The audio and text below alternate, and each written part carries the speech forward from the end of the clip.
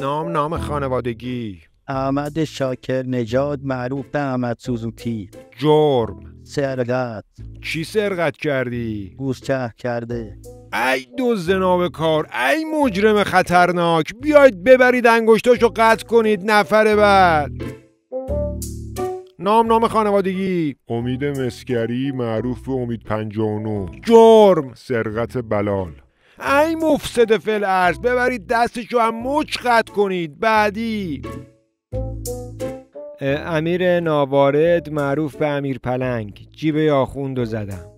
ای مردک اباهه‌گر، ای معاند، ای فتنه‌گر، شوخی با جیب روحانیت هم شوخی، دستشو آرنج قطع کنید. بعدی.